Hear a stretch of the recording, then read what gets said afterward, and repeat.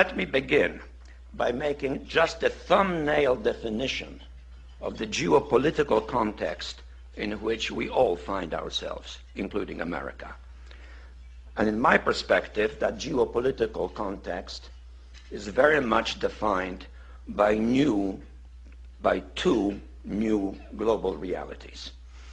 The first is that global political leadership, by which I mean the role of certain leading powers in the world, has now become much more diversified, unlike what it was until relatively recently.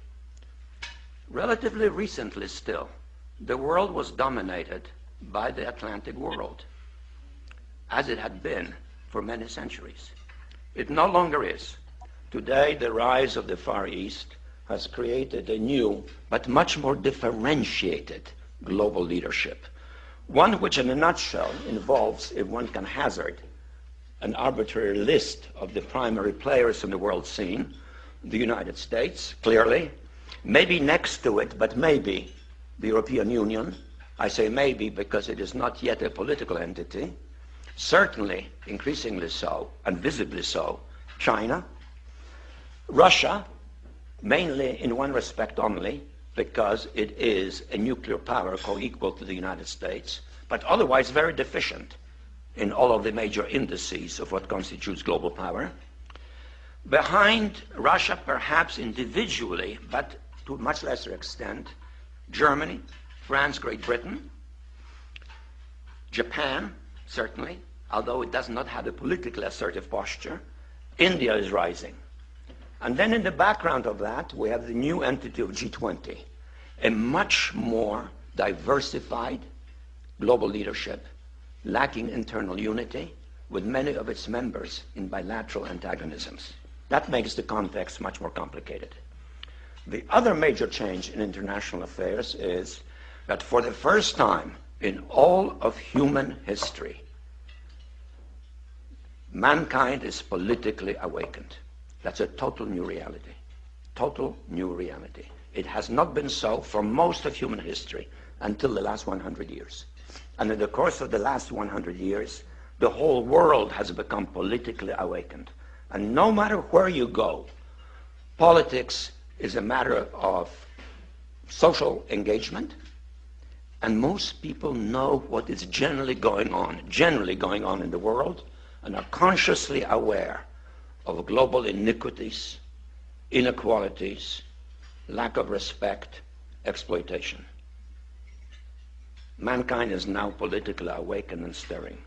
The combination of the two, a diversified global leadership, politically awakened masses, makes a much more difficult context for any major power, including currently the leading world power, the United States.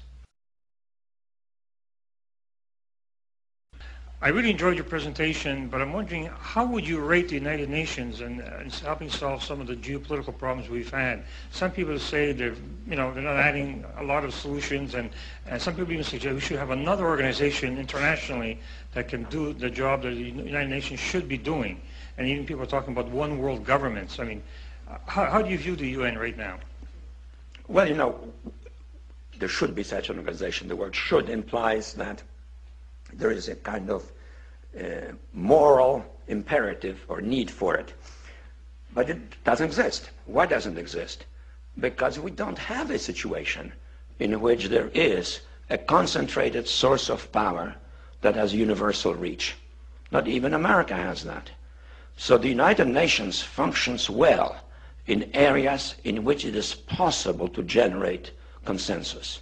And that deals usually with elements pertaining to human suffering, or to well-being, or to health.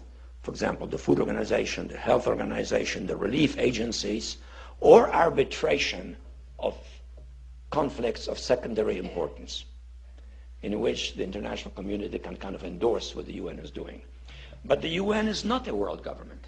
The UN, when it comes to politics, is based on a fiction, namely 190 states which are members, each of which is co-equal with the others, except for the 5 that have the veto right in the Security Council. So it is an organization which reflects the ongoing diversity of the world. And I think we have, as a consequence, we have to realize that real solutions to political problems, to political conflicts, come from those entities that have power and have the willingness or the ability to coalesce or get stymied in the process or even go into conflict. The UN can deal with areas regarding which there's a great deal of international consensus, like the ones I've mentioned. And that reality is going to continue for some time to come.